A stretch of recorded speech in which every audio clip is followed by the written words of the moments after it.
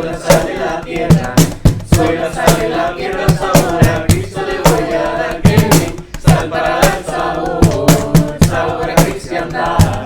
A mi tierra querida, sabor a Cristo le voy a dar Kevin. Soy la sal de la tierra, soy la sal de la tierra. Soy la sal de la tierra, sabor a Cristo le voy a dar Kevin. Sal para dar sabor, sabor a cristiandad.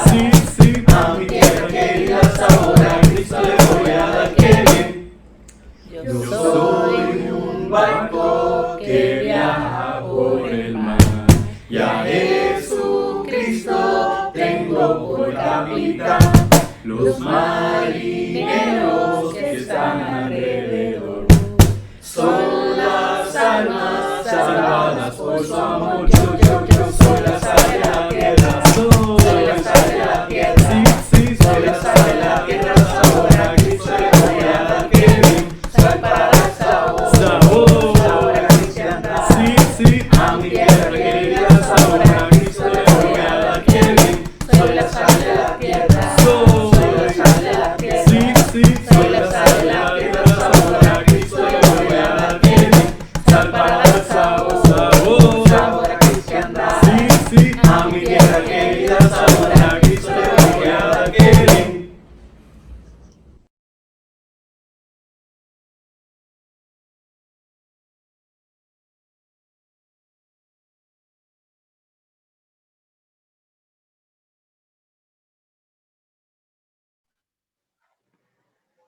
Hola, ¿qué tal, hermanos? Muy buenos días para todos. Mi nombre es Jan Correa y de acá de la República Dominicana les mando un saludo especial a cada uno de ustedes. En el día de hoy me complace poder presenciar a una persona que nos va a estar animando, que nos va a estar fortaleciendo con una increíble clase. Él es Ray Elías desde la ciudad de Lima, Perú, y espero que todo lo que vamos a compartir con él ahora sea de gran ayuda y de gran ánimo para cada uno de nosotros. Ahí los dejo con Ray. Vine a Roma para predicar el Evangelio de Jesucristo. Es un mensaje de amor, perdón y redención. Es para todos los hombres y las mujeres, hasta para usted. ¿Escucharon eso?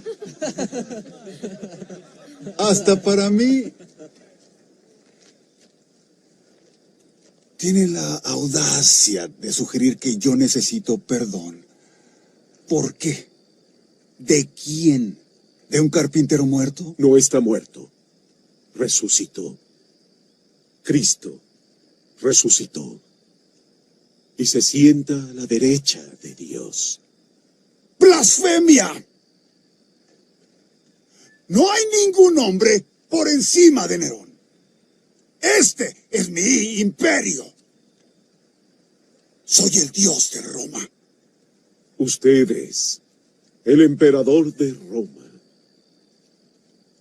Pero no es un dios. Es un hombre. ¡Suficiente!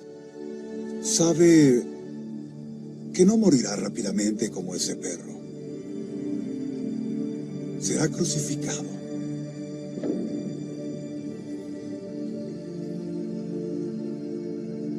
No te fallaré esta vez, Señor. Si voy a ser crucificado, le pido un favor. Que sea crucificado cabeza abajo. Porque no soy digno de morir de la misma manera que mi Señor. Le concederé su petición. Porque soy un hombre generoso. Siempre es bueno que haya variedad.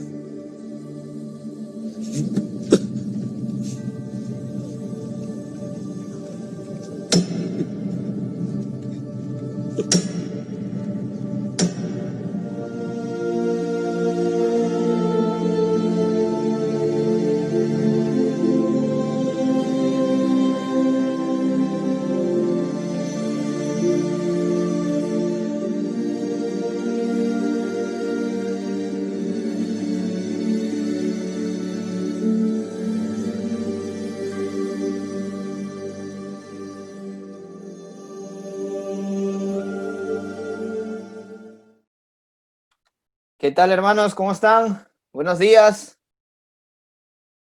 Qué bueno verlos. Un abrazo por ahí para todos. Veo muchas caras por aquí conocidas. No voy a saludar a todos porque son 88 participantes. Pero bueno, un abrazo a todas las iglesias de México, a todas las iglesias de Centroamérica, a las iglesias del Caribe que me pusieron una canción y ya me activé con esa canción. Quería bailar aquí un poco. Saludos también a nuestros hermanos de las iglesias del Grupo Andino y a las iglesias del Cono Sur. Mi nombre es Ray Elías y pues tengo el privilegio esta mañana de poder compartir con ustedes la clase dirigida para todos los hombres. Y al inicio hemos visto un video, ¿no? Pues este hombre que ven ahí, que estaba frente al emperador romano llamado Nerón, es nada más y nada menos que Pedro, el apóstol. Un discípulo de Jesús que murió como un mártir de una manera realmente bastante triste, pero a la vez también bastante gloriosa.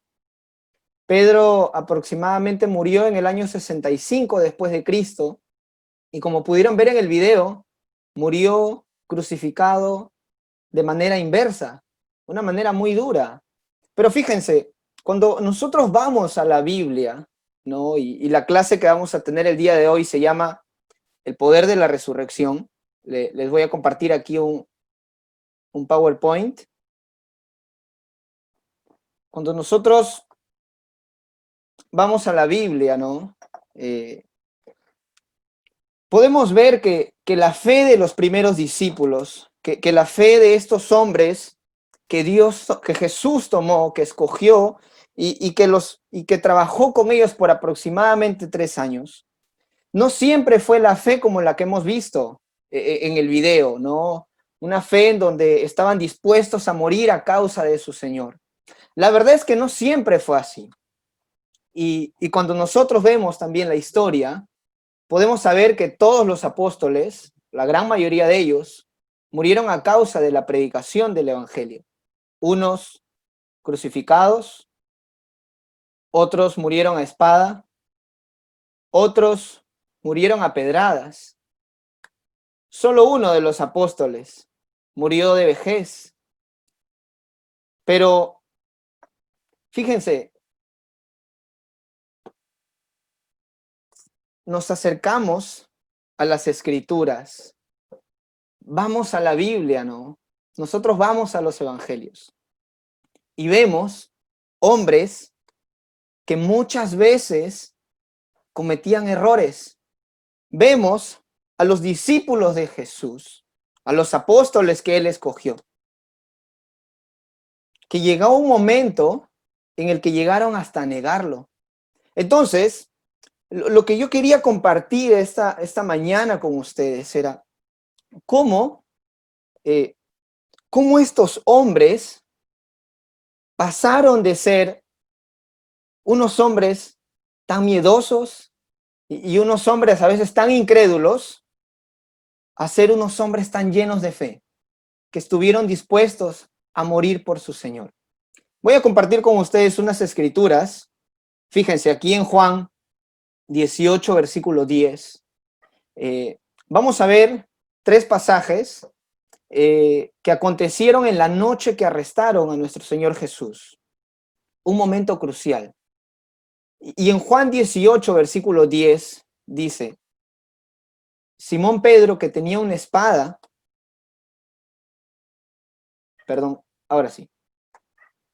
Simón Pedro, que tenía una espada, la desenvainó e hirió con ella al siervo del sumo sacerdote, que se llamaba Malco, y le cortó la oreja derecha. Fíjense, el mensaje de Cristo, este mensaje que él había predicado por mucho tiempo y que Pedro lo había escuchado, era un mensaje tan lleno de gracia, era un mensaje tan lleno de amor. Aún con todo el poder que tenía Jesús, él nunca se atrevió a herir a alguien, sino por el contrario, Jesús iba predicando su mensaje y iba sintiendo compasión por las personas. Sanó un leproso, resucitó al hijo de un hombre, quitó los demonios de algunas personas, sanó a muchos enfermos, le dio de comer a la gente. Era claro para los discípulos que el mensaje y el testimonio de Jesús estaba tan lleno de gracia y de amor. Pero fíjense, en la noche que arrestan a Jesús, Pedro, en un momento de arrebato, ¿no? Y bueno, no nos debe sorprender. Sabemos que Pedro era un pescador, pues un pescador se caracteriza por ser alguien fuerte, alguien que tiene mucha audacia al momento de usar algún cuchillo, algún arma. Y de pronto él ve que van a apresar a su maestro, ve que van a apresar a su señor, y lo que hace es desenvaina una espada y le corta la oreja a un hombre. Uno ve este pasaje y dice, y pensamos, ¿no? Oye, ¿qué pasó con Pedro, no? En ese momento. Pero luego vemos en Mateo 26, versículo 56, la segunda parte, este momento en donde ya han apresado a Jesús y se lo están llevando, ¿no? Para que comparezca ante las autoridades romanas. Y de pronto dice que entonces todos los discípulos lo abandonaron y huyeron. Fíjate, ¿no? A veces cuando estudiamos la Biblia solamente nos enfocamos en Judas, que fue quien traiciona a Jesús, y pensamos en Pedro, quien es quien lo niega. Pero fíjate en este momento, ¿no? Un momento en donde Jesús había dado la vida por sus discípulos, les había enseñado todo, había caminado con ellos, y probablemente en el momento en donde más se necesitaba de la compañía de ellos, lo que hacen es lo abandonan y huyen. Creo que es claro a este punto, ¿no? De las Escrituras, para todos nosotros, que lo que estaba pasando con los discípulos de Jesús no era una respuesta de fe. En Marcos 14, versículo 66, dice, mientras Pedro estaba abajo, en el patio, llegó una de las criadas del sumo sacerdote y al ver a Pedro calentándose junto al fuego, le dijo, también tú estabas con Jesús en Nazaret. Pero Pedro lo negó y le dijo, no lo conozco, ni sé de qué hablas. Bueno, por la escritura sabemos que Pedro lo niega 3 veces. Y Pedro, un hombre que había estado en momentos tan especiales con Jesús, él había visto cómo el cielo se abría y cómo el Espíritu, ¿no? de Dios, el Espíritu Santo, reposó sobre él en el momento que fue bautizado.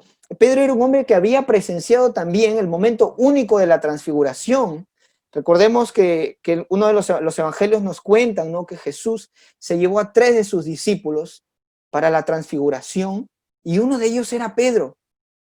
Pedro fue llamado por Jesús en el momento de Getsemaní, cuando Jesús dice que se sentía morir, estaba triste Jesús, y Jesús busca contar con él. Entonces, por las escrituras sabemos de que Pedro era un hombre muy cercano a Jesús.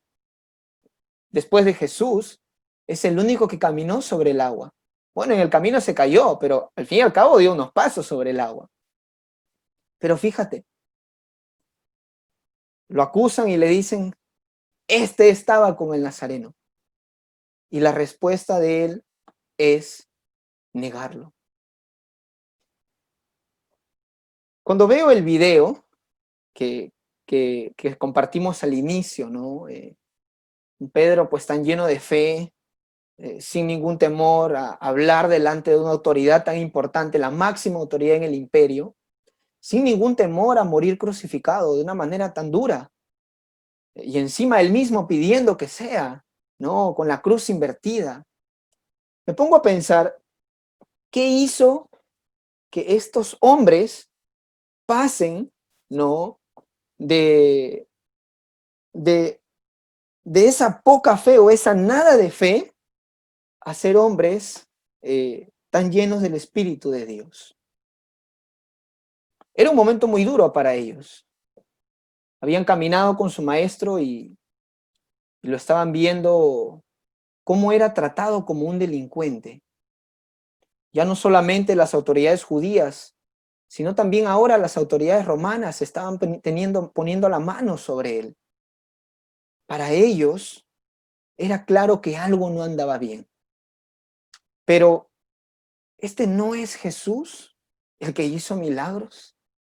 Este no es Jesús el que nos dice que es el Mesías y se presenta como rey. ¿Cómo así que es tratado como un delincuente? ¿Acaso en Jesús no encontramos la libertad y la liberación de nuestro pueblo? ¿Cómo así que nuestro Mesías prometido está pasando por todo esto? Finalmente, Jesús muere, ¿no? Pasa toda esta situación, Jesús es golpeado, es maltratado y Jesús es crucificado. Pero cuando nosotros leemos todos esos versículos de la Biblia, claramente observamos que hay una ausencia de los apóstoles, de los hombres más cercanos a Jesús. Y nos preguntamos, ¿qué pasó con ellos? ¿Qué pasó con estos hombres que Dios tomó? ¿Qué pasó con estos hombres que vieron cosas que otras personas no vieron? ¿Qué pasó con estos hombres que a quienes se les reveló verdades que a nadie más se le había dado? ¿Qué pasó con ellos? Fíjense, después de la muerte de Jesús, en Marcos 15, versículo 46, dice, José de Arimatea fue y bajó de la cruz el cuerpo de Jesús, lo envolvió en una sábana que había comprado y lo puso en un sepulcro que estaba cavado en una peña. Luego hizo rodar una piedra para sellar la entrada del sepulcro. Mientras tanto, María Magdalena y María, la madre de José, miraban dónde ponían el cuerpo. Bueno, uno puede decir, bueno, ya mataron a Jesús, vamos a ver dónde están los apóstoles, ¿no? Y de pronto, Marcos nos narra que es José de Arimatea, pues se sabe que era un hombre de mucho dinero, que fue y pidió el cuerpo de Jesús, y es el mismo quien va y baja de la cruz el cuerpo de Jesús. Y normalmente, ¿no? Cuando una persona fallece, en cualquier cultura en la que nosotros podamos estar, ¿son los familiares o son las personas más cercanas del muerto quien se acercan a poder recibir el cuerpo? Pero fíjense aquí, no vemos a los apóstoles. Es José de Arimatea. Y curioso, dice, y mientras tanto, María Magdalena y María, la madre de José, miraban dónde ponía el cuerpo. Las mujeres estaban ahí y nos preguntamos, ¿dónde estaban los apóstoles? ¿Qué pasó con ellos? Marcos 16, versículo 1, dice, cuando pasó el día de reposo, María Magdalena, María, la madre de Jacobo, y Salomé compraron especias aromáticas para ir a ungir el cuerpo de Jesús. El primer día de la semana, muy temprano, en cuanto salió el sol, fueron al sepulcro y unas a otras se decían, ¿quién nos quitará la piedra para entrar al sepulcro? Fíjate, las mujeres van para ungir el cuerpo de Jesús, era algo bastante cultural, algo bastante de la época, y miramos el pasaje y nos decimos, ¿no? Oye, ¿dónde estaban los apóstoles? Al punto que las mujeres empiezan a preguntar, ¿y ahora cómo vamos a hacer para mover la piedra? Y yo estaba leyendo este pasaje y por momentos me causaba gracia porque decía, oye, ¿no se supone que eran los hermanos, los hombres los que tenían que ir ahí a cargar? No, de pronto pensé, ¿no? En la figura, como cuando uno llega al servicio y las hermanas están ahí cargando las cosas, y uno se pregunta, uy, los hermanos no somos los que tenemos que cargar, ¿dónde estamos los hombres, no? Y aquí es una figura así, son las mujeres las que van, pero los hombres, es decir, los apóstoles de Jesús, seguían desaparecidos. Fíjate que ni siquiera estaban para ayudar a mover la piedra. ¡Wow! No, el, el impacto que habían tenido por la apresión y por la muerte de su maestro había sido bastante fuerte, había sido bastante duro. Era un shock que, como les digo, desde que apresan a Jesús y los discípulos huyen, a partir de ahí, prácticamente en la narración no vemos a los apóstoles. Por ahí aparecen una que otra vez, pero prácticamente están como no habidos. Es algo así como cuando alguien te manda un mensaje de WhatsApp y te deja en visto, ¿no? Y lo dejas en visto, ¿no? Es algo así, ¿no? Como que todo esto estaba pasando, Jesús había mandado sus WhatsApps y los apóstoles habían dejado en visto. Y nos preguntamos a este punto, ¿no? ¿Dónde estaban los apóstoles de Jesús? Juan 20:19 dice, la noche de ese mismo día, el primero de la semana, los discípulos estaban reunidos a puerta cerrada en un lugar por miedo a los judíos. Bueno, por fin aparecieron, ¿no? Fíjate, la noche de ese mismo día, era decir, el día en que Jesús había resucitado, el día domingo. ¿Dónde estaban ellos? Estaban reunidos a puerta cerrada en un lugar. Fíjate, tanto miedo habrán tenido que ni siquiera, pues, el autor, en este caso Juan, ¿no? Ni siquiera recordó en qué lugar era, ¿no? Porque dice el pasaje, en un lugar. Estaban escondidos los apóstoles, metidos, reunidos, sí, pero al fin y al cabo, escondidos, porque tenían miedo de las autoridades judías. Y hermanos, algo que quería compartir con ustedes, ¿no? Creo que es importante también que nos podamos meter en el contexto para de alguna manera entender la reacción de ellos. En el judaísmo, en la cultura de ellos, en el tiempo de ellos, esperaban con mucha esperanza la llegada de un Mesías. Es obvio cuando leemos los evangelios que tanto los seguidores de Jesús como los que no eran sus seguidores, las autoridades judías también, aguardaban la esperanza de que en algún momento llegue el Mesías.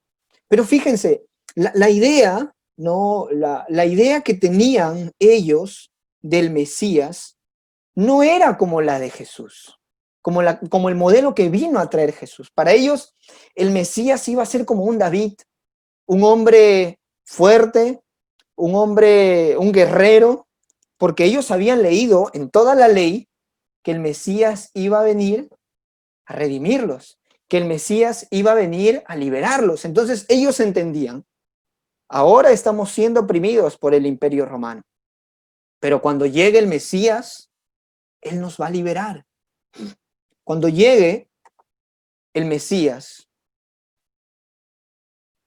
Él nos va a ayudar.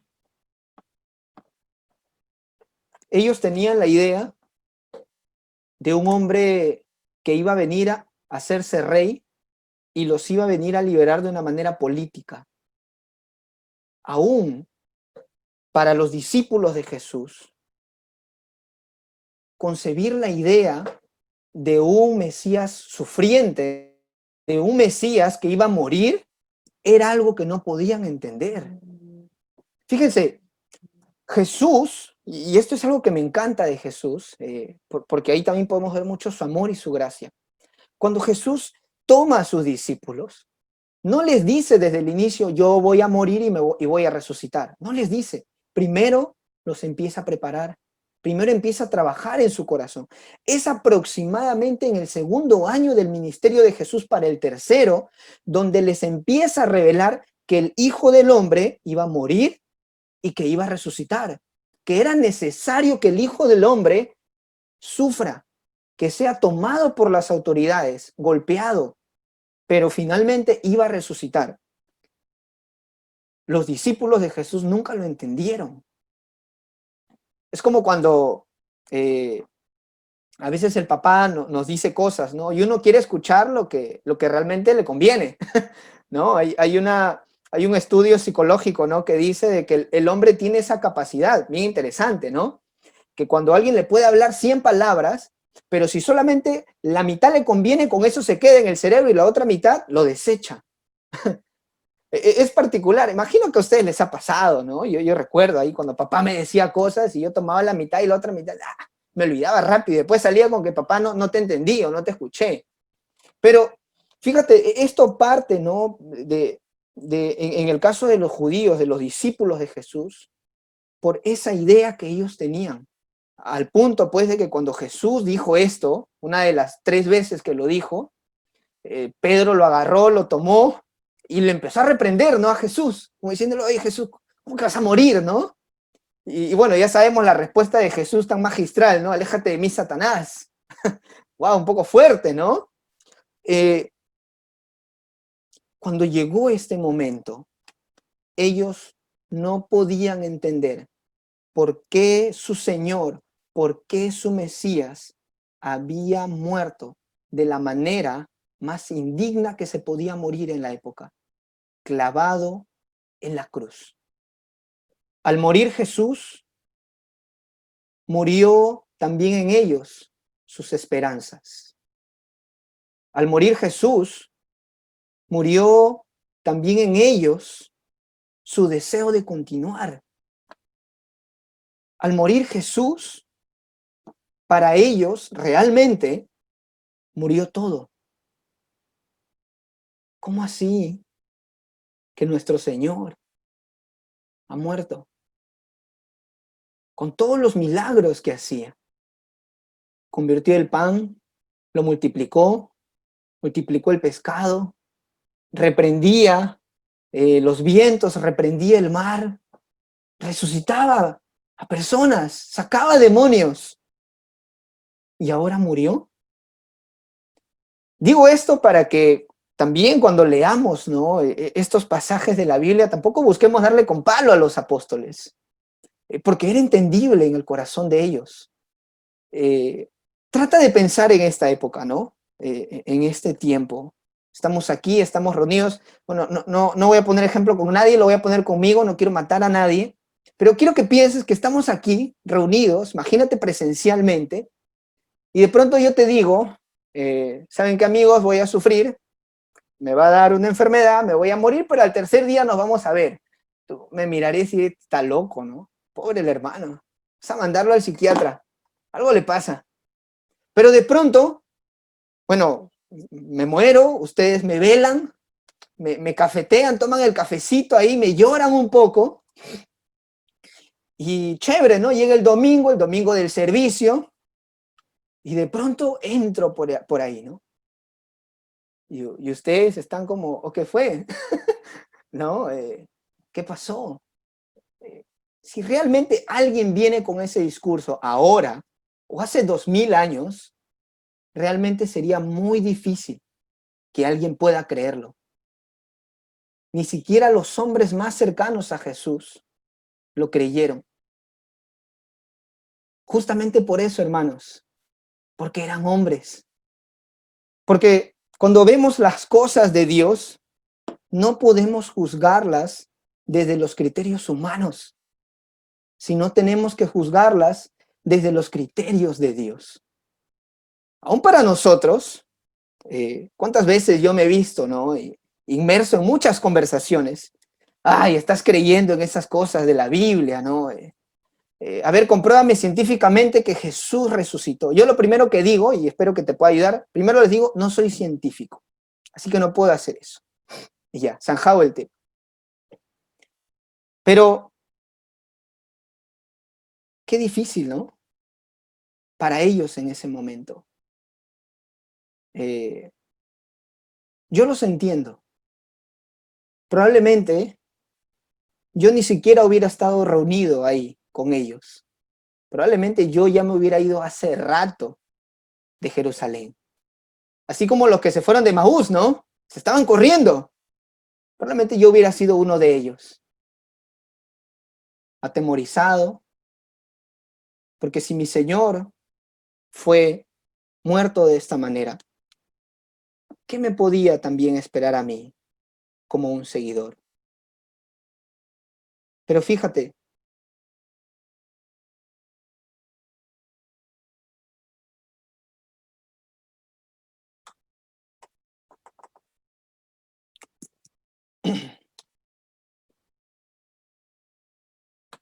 ¿qué fue lo que llevó a los apóstoles a un cambio tan radical? Como un grupo de hombres llenos de miedo, llenos de pavor, llenos de desesperanza, pudieron cambiar en tan poco tiempo, en cuestión de días, y empezaron a ser esos hombres que empezaron a predicar el mensaje que hoy nos ha llegado a nosotros.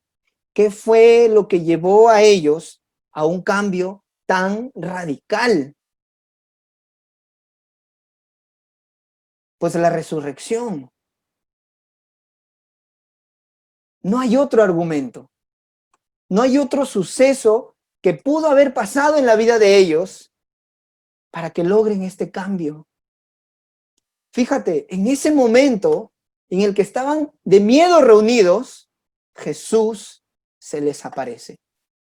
Juan 20:20. Y dice, en eso llegó Jesús, se puso en medio y les dijo, la paz sea con ustedes. Y mientras les decía esto, les mostró sus manos y su costado. Y los discípulos se regocijaron al ver al Señor. Entonces Jesús les dijo una vez más, la paz con ustedes. Así como el Padre me envió, yo también los envío a ustedes. Fíjate, Jesús se les aparece y les dice, la paz sea con ustedes. ¿Tú te imaginas ese momento? En el paralelo de Lucas, se nos dice que los discípulos, los apóstoles, se aterrorizaron. Se asustaron porque estaban pensando ver un fantasma. Pues cualquiera, ¿no? Cualquiera. Pero me encanta porque estos hombres, probablemente, sin nada de esperanza, Jesús los ve y les dice, la paz sea con ustedes. No sé cómo hubiera sido para ustedes, ¿no? Si yo hubiera sido Jesús en ese momento, en peruano, ¿no? Hubiera visto este grupo de discípulos míos ahí, cómo andan de miedo después de todo lo que he caminado con ellos. 3 años. En peruano les hubiera dicho, ¿qué fue? ¿Qué fue? ¿Qué hacen ahí? No sé si fuera del Caribe, ¿no? Jesús, ¿cómo les hubiera hablado? Oye, hermano, vamos a activarnos. Vamos a activarnos, hermano. Si Jesús hubiera sido argentino, aquí hay varios, ¿no? ¿Cómo les hubiera dicho Jesús? Y, che, ¿viste? ¿Qué hacen ahí? ¿Qué hacen ahí? Pero fíjate, ¿no? Jesús no hace eso. Y les dice, la paz sea con ustedes. ¡Wow! Qué profundo, ¿no? Imagínate, después que lo han negado, después que lo han dejado solo, seguido corriendo, ni siquiera fueron a recoger el cuerpo. Jesús sabía, ¿eh? Estaba muerto, pero sabía. Y Jesús los ama. La paz sea con ustedes. Porque probablemente eso era lo que necesitaban ellos en ese momento. No necesitaban un reproche, sino necesitaban paz. Jesús mismo sabía que humanamente lo que ellos estaban pasando era algo que ellos mismos no podían entenderlo. Pero Jesús los amó. Fíjate, este es un evento tan crucial en el cristianismo. Sin resurrección,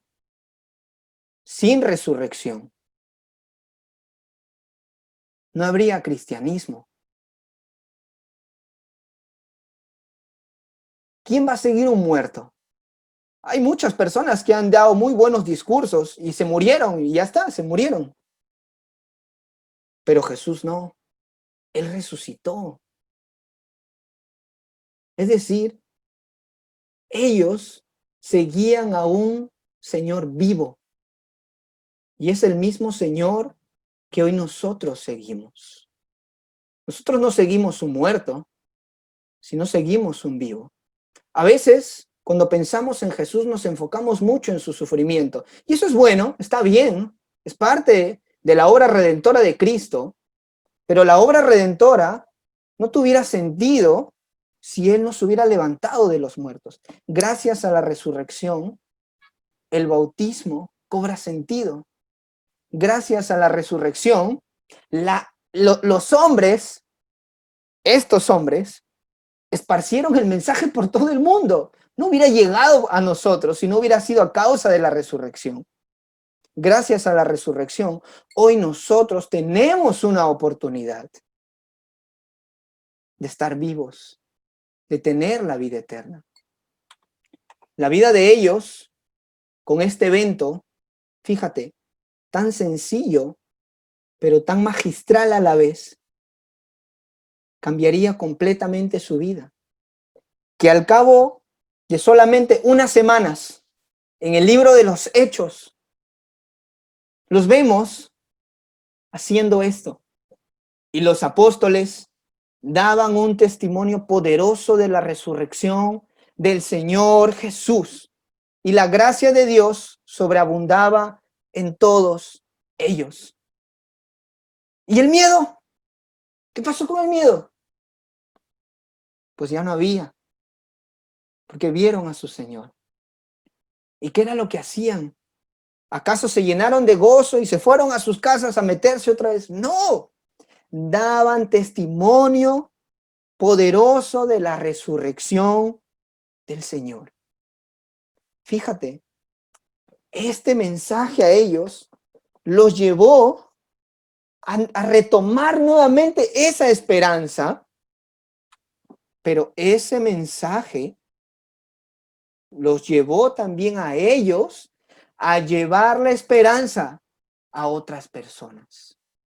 Entonces, eso es lo que hace la resurrección de Cristo. Nos da vida, pero también nos comisiona para llevar vida a otros. No es un mensaje para guardarlo adentro de un cajón. No es un mensaje para que solamente sea para nosotros y nos engordemos espiritualmente, sino es un mensaje para ser predicado. Y mi pregunta esta mañana es, ¿qué es lo que te está moviendo a ti a ser y a hacer discípulos? ¿Qué te mueve? ¿Qué te motiva? ¿Qué es lo que te inspira? ¿Cuál es tu fuente? ¿Eres tú mismo? ¿O es la resurrección? ¿Qué es lo que nos mueve a nosotros? ¿Qué es lo que movió a tantos hombres y a tantas mujeres a que este mensaje siga llegando a más personas? A veces me pongo a pensar, ¿qué movió a nuestros hermanos, que nosotros los vemos, que fueron misioneros que han sido y siguen siendo misioneros en nuestro movimiento, a salir de sus países, dejar sus comodidades? ¿Qué los movió a ellos Bueno, estaban un poco locos, ¿no? Para hacer eso, sí, seguro. Seguro, hay que estar loco para dejar tu casa, irte a otro lugar, vender cosas. No, no lo sé. Sí, es cierto. Pero los movió Jesús, que estaban predicando a un Señor, a alguien que estaba vivo, porque entendieron eso. Y es el deseo, hermanos, que esta mañana tengo para todos nosotros. A veces nos puede pasar, no digo que estemos ahí, pero nos puede pasar que tenemos episodios o momentos en nuestra vida en donde hay como tibieza, hay como una comodidad cristiana, una espiritualidad y como una comodidad. Y para mí es bien sencillo. Cuando estamos ahí es porque no estamos entendiendo la magnitud de la resurrección de Jesús. Puede haber desánimo, pueden haber muchas cosas en nuestra vida. Problemas van a haber. Los apóstoles murieron, los mataron. Fue difícil para ellos. Nuestros hermanos misioneros de hace varios años pasaron problemas, lo sabemos. Nos lo han compartido muchas veces en sus prédicas o en sus testimonios. Problemas van a haber, pero lo que nos mueve es algo que viene de la resurrección de Jesús. Y aún a pesar de las circunstancias, podemos seguir continuando con el mensaje. Deseo profundamente que nuestra inspiración, nuestra motivación venga de las Escrituras. Que nuestra predicación y nuestro estudio también. Que empecemos a hablar de un Jesús que está vivo, que ha resucitado y que nos da la oportunidad a nosotros de poder tener vida eterna, pero también que podamos entender que este es un mensaje que le da la oportunidad a muchas personas que tengan la vida eterna. Vamos a predicar este mensaje, vamos a vivir este mensaje, teniendo como punto de partida la resurrección de Jesús. Espero que este mensaje nos haya ayudado. Gracias por su paciencia. Les envío un abrazo a todos y espero ahí que mi manera ahí en mexicano y todo les haya caído bien. Ya me van conociendo un poco. Ahí si quieren contratarme como actor de voz, por favor, pueden hacerlo. Si quieren que anime una fiesta, pueden hacerlo también. Si quieren que comparte el mensaje con ustedes, pueden hacerlo también. Sé que nos acompañan también aquí varias personas que probablemente están estudiando la Biblia, que probablemente están por primera vez conociendo, escuchando este mensaje. Yo quiero invitarte a que no te quedes ahí, sino que tomes la oportunidad de conocer de Jesús, que tomes la oportunidad, aunque sea por curiosidad, de que te podamos predicar. Puedes comunicarte con el hermano que te invitó, con gusto, y te vamos a hablar del mensaje de Jesús. Que tengan un gran día, familia. Los amo mucho. Un abrazo para todos. Saludos, hermanos. Gracias, Ray, Elías.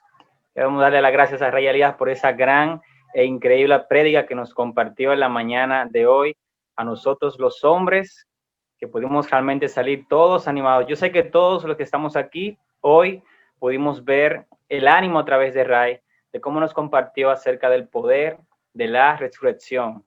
El poder ver cómo los discípulos en un momento estuvieron desanimados, pero luego ver cómo su fe fue aumentada, fue fortalecida a través de la resurrección. Yo creo que todos hoy fuimos retados, fuimos inspirados a ver la resurrección de una manera diferente, a ver la resurrección como ese motor, como esa guía que nos va a inspirar a seguir cada día siendo hombres fortalecidos, hombres con más fe, hombres con cada día más carácter para seguir a Jesús y para poder inspirar a que otros también se hagan discípulos. Así que queremos darte un gran aplauso virtual, Ray, por este gran mensaje que nos has compartido. Yo sé que ha sido de gran bendición para cada uno de nosotros.